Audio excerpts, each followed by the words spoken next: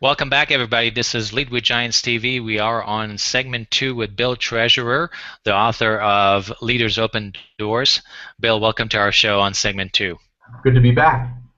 Great. And Liston Selly, welcome back. Well, thank you. Great to be back. all right. So we'll pick up here a little bit, kind of a different segment more about Bill. Let's talk about leadership by example, and really,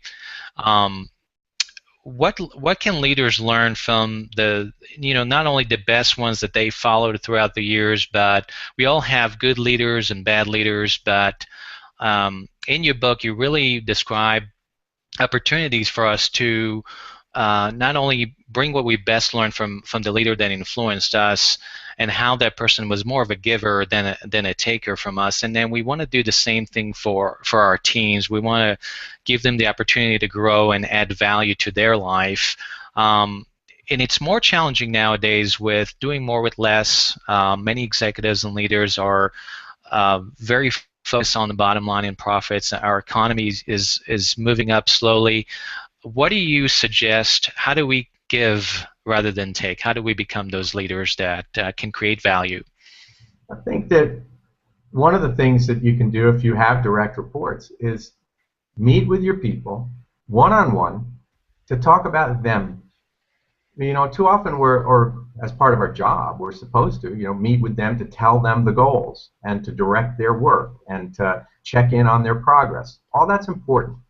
But meeting with them to talk about their aspirations. What are their goals? Where do they want to end up in their career? What do they want to get out of the experience of working with you and for you?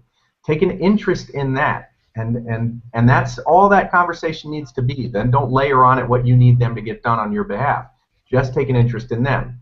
And then as you find and scan the landscape within the organization for opportunities, think, how could this opportunity help that person get to where they need to go and still further the goals of the organization or the department.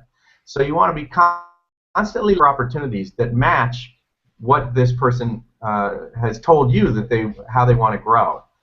And then you can't just dump it in their lap when you assign them an opportunity. You've got to be able to be there to support them, to provide air cover for them, to help broker relationships and introduce them to people who might help them become more successful, to provide training so that they can gain the capabilities that they might need to get the task and the job done. You've got to be there with them every step of the way. And then leaders lead. Ultimately, a leader create more leaders. That's what part of your job is to do, is to pass the baton of leadership on to others. So whenever you can, give them an opportunity to lead. Here's a simple example. If you're going out of town and you're going on vacation, don't cancel the status meeting. Have one of your people become the facilitator of the status meeting. Or if there was a meeting that you were supposed to go to but you can't because you're out of town or you're on vacation, ask them to be your proxy and they get to go to the meeting on your behalf. So give them opportunities to lead. It sort of shows that you have the confidence in them to be successful. And if we can share a personal story, you yourself had that moment where the leader you looked up to and influenced you the most gave you that nudge, that a little discomfort, but he believed in you, right? He did. It's funny. His name is Heinz Brannon.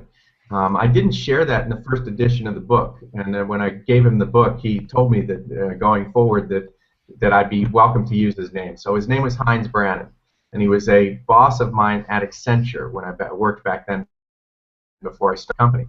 And Heinz, I had after working with him for 3 years, I revealed something to him I felt compelled to about my own life that was sort of private, and he was kind of quiet, and I almost felt like, did I make him too uncomfortable by telling him that?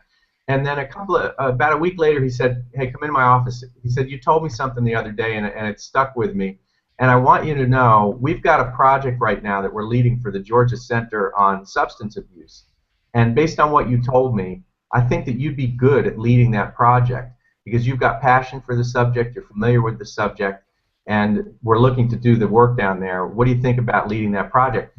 And it was unbelievable to me because it meant that he really heard what I had said and thought, how could that actually be useful to not only to the company because we were doing work in that space, but also how could it be fulfilling for me? I've never forgotten that. And Heinz Brannon to this day remains a mentor of mine. And oftentimes, and I'm not kidding, Tal, I oftentimes in my head, when I'm coming up against a situation, I think in my head, how would Heinz handle this situation? How would he react in this situation that I'm dealing with today? And every now and then I will call him for advice, but oftentimes I'm thinking that question.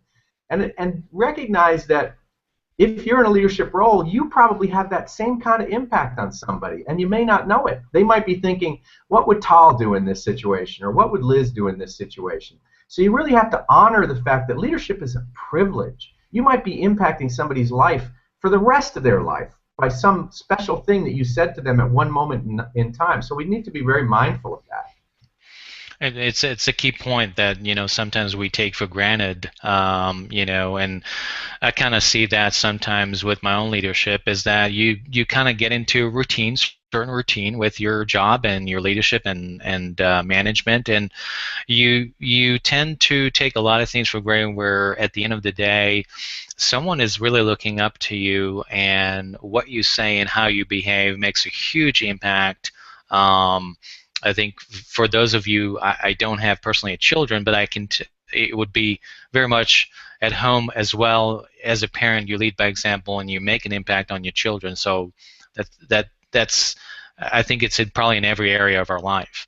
And it's for better or for worse. My brother told me a story. He said he was driving to work and he got cut off in traffic and he went, "Ah!" He said a swear word.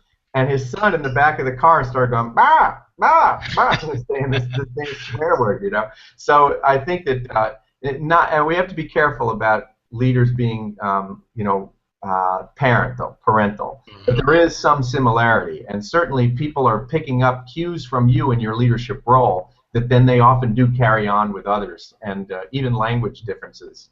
Right. I'll pick up on that. I want to have Liz also join us as well into this conversation. Liz, you got a question? Well, I want to make a comment, and then the question. A comment on that subject is it takes a lot of energy, a lot of extra energy to make sure you're matching the opportunity to the person.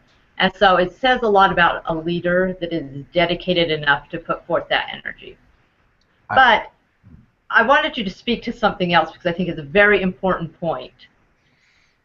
You talk about open door is not a policy. Can you please go into that for us a little bit? Yeah, and I was worried in terms of titling the book, and I considered that with the editor I was working with and such. Do we, what if we call this open book leadership? I don't want people to get the idea. We ended up calling it Leaders Open Doors. I don't want people to get the idea that this is open book management, because that or open door management, right? Like I didn't want people to get the idea that this is about, oh, my door is always open. In fact, I think that that's the sign of a immature leader very often. If your door is always open and people can interrupt you any time of the day, then you're not being able to get the cloistered good thinking time that you sometimes need to think on their behalf. So being an open door leader is about opportunity creation. It's about thinking about the opportunities that a person may need to help grow and develop for the good of the company and for their careers. It's not about being interrupted 24 hours a day because you're constantly accessible. In fact, leadership inaccessibility is really important. You need to sometimes be not reachable by your people, because first of all, they need to stand on their own 2 feet, and second of all, they don't need to interrupt you all the time if you're able to do good, clear thinking. I think one of the most productive things that a leader can do, Liz, is to be alone with a yellow pad and a pen for at least an hour a week, thinking forward about the organization, about the department, about individuals on the team. And if you're being interrupted all the time with, my door is always open, then you're not going to be a very effective leader in the long run. Thank you. I think we needed to hear that. Yeah, it's definitely true, and I think many leaders are using some of the what I call handbook cliches and things like that exist in organizationals. But and one of the things I'm noticing as a leader is that, so we talk about leadership by example, but you're noticing that and nowadays there's more of a comfort level for the people you lead to question your leadership if need be, not in an ugly way, but in a way that not second guessing your leadership, but also it's not written in stone. You know, it's not the hierarchical leader. Whatever I say goes. There is that sense of leadership that now people are more comfortable around a leader, and to say this might not have been the best decision. Let's look at it again. What do you think, Bill? I think that it takes a leader who is comfortable in their own skin to be able to hear feedback that runs counter to their own, or hear opinions and advice and counsel that runs counter to what they want to do. And it really takes, it used to take a thick skin. I just think it takes a person who's comfortable in their own skin and confident enough that they don't see it as a threat to their authority. Because a lot of people, when they get feedback from somebody in a lower level position in particular, they see that as being disrespected by the person beneath them. I think that that a leader needs to create permission and an expectation that you want pushback because you need information to help you make good decisions, and you don't want to be making dunderheaded decisions because people are tiptoeing around you and not giving the information that you need. They're just giving the information that you want to hear or that's easy for your ears to receive.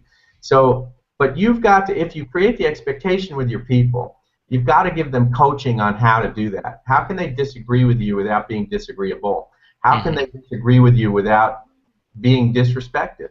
And it's typically the same stuff that you would want, right? You don't want them to come to you and do it in front of the entire team. You don't want to do it when you're fully stressed about something else. You don't want to be, sucker punched with it. You want this feedback in a way that you can digest it and absorb it. So you've got to give them coaching on how can they disagree with you in a way that you'll receive it.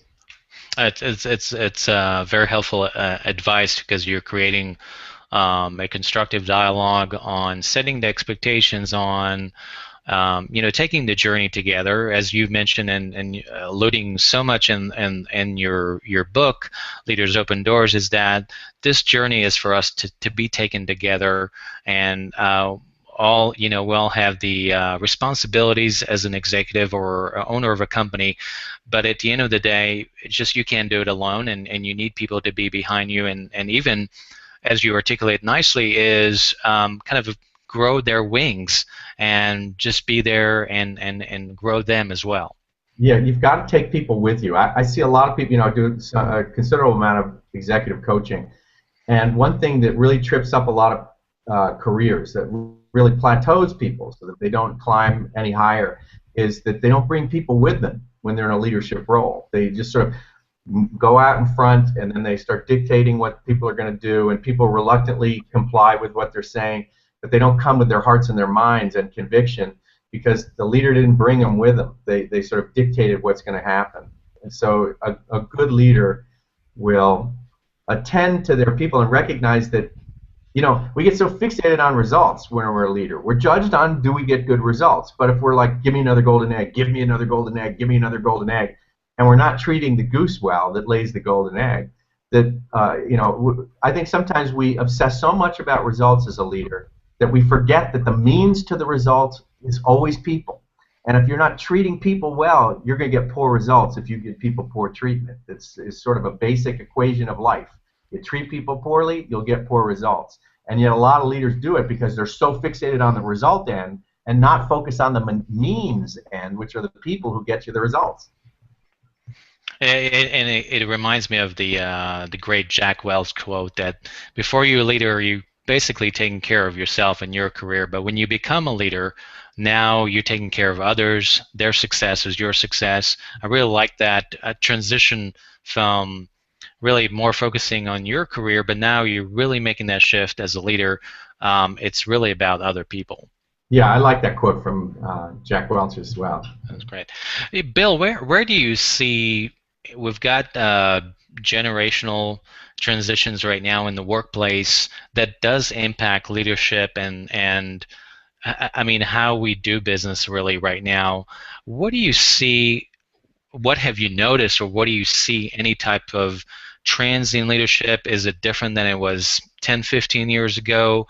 Where do you see that going right now with some of the things you've been doing over the years and you talking to leaders every day? I think that there's 5 generations in the workforce right now, and getting those generations to see the value in each other and leveraging each other, networking with each other, and not excluding one another, and not clicking out into your own generation. And it's so natural and easy to do, is going to be important.